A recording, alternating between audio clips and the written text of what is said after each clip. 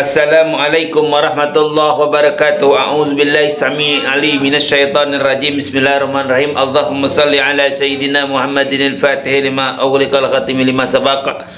Nasirul haqqi wal haqqi wal hadi ila siratikal mustaqim wa ala alihi haqqa qadrihi wa miqdarihil azim. Alhamdulillah, pagi ini kita lanjut lagi kisah baginda Rasulullah sallallahu alaihi wasallam. Semoga menginspirasi kita semua dan menjadi suri teladan kita sebagai umat Nabi Muhammad sallallahu alaihi wasallam.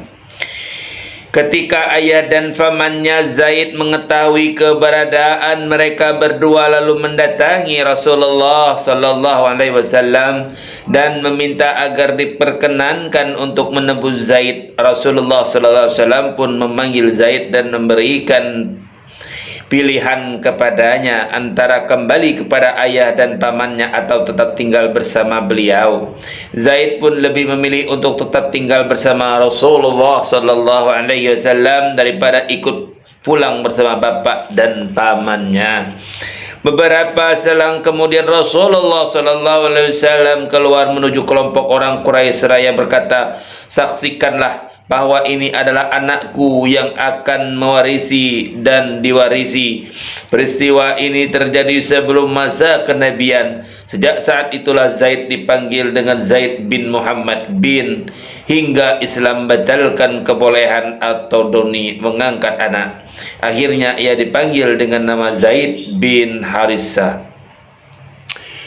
Keempat sahabat di atas semuanya masuk Islam di hari yang sama, hari ketika Rasulullah sallallahu alaihi wasallam diperintahkan untuk menyampaikan peringatan dan beliau langsung berdakwah menyeru kepada Allah. Mereka semua disebut sebagai orang-orang yang pertama kali memeluk agama Islam, sabiqunal awwalin.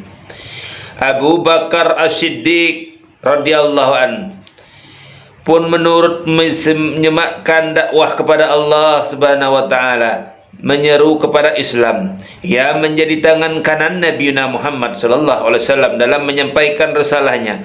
Abu Bakar merupakan sosok yang pandai menjaga diri, lembut, penyayang, murah hati, dermawan, suka memberi, dimuliakan dan orang yang paling mengetahui nasab bangsa Arab beserta sejarah mereka. Abu Bakar menjadi rujukan para tokoh di kalangan kaumnya karena akhlak dan kebaikannya, ilmu dan keutamaannya, perdagangan dan kedermawanannya, juga karena kebaikan muamalah dan pergaulannya. Abu Bakar menawarkan Islam kepada siapa saja yang pada dirinya terdapat tanda-tanda kebaikan, dan kepada mereka yang ia pandang dapat dipercaya. Melalui seruannya, banyak para pemuka Quraisy yang masuk Islam seperti Utsman bin Affan al-Muawi, Az-Zubair bin Awam As-Sajadi, Abdurrahman bin Auf Az-Zuhri, Sa'ad bin Abi Waqqas Az-Zuhri, dan Talhah bin Ubaidillah At-Taimi.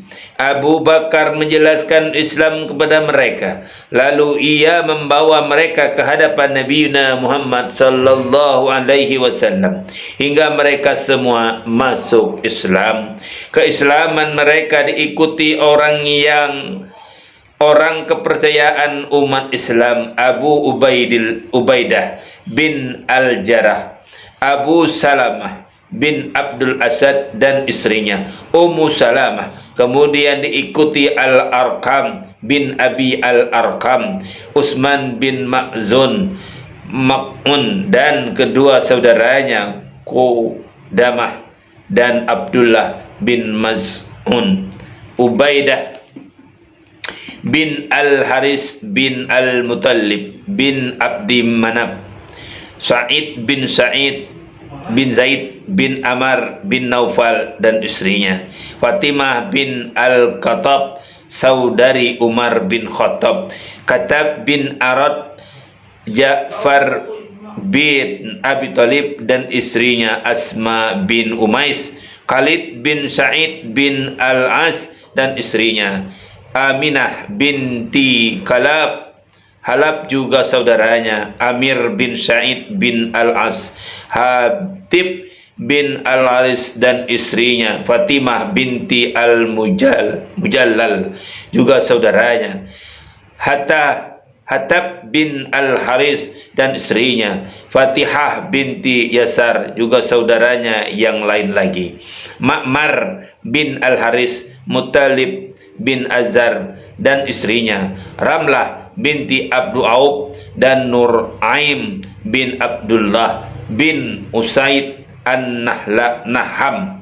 Mereka seluruhnya berasal dari kalangan Quraisy, dari jalur keturunan yang berbeda-beda, namun semuanya dari suku yang sama, Quraisy.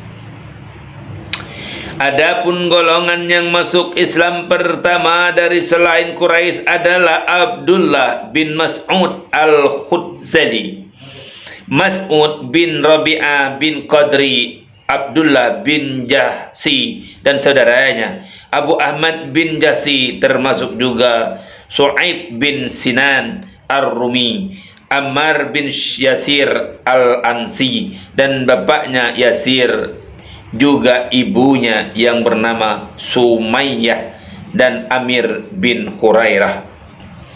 Adapun dari kalangan wanita yang pertama masuk Islam selain yang telah kita sebutkan di depan adalah Ummu Aiman Barakah Al-Habasiyah, bekas budak sekaligus ibu asuh Rasulullah sallallahu alaihi wasallam.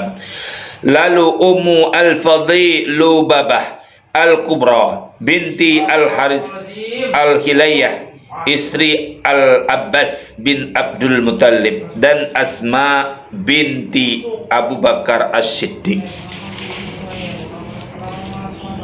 Demikian, billahi taufiq wal hidayah wa ridha wa ilahi. Assalamualaikum warahmatullahi wabarakatuh.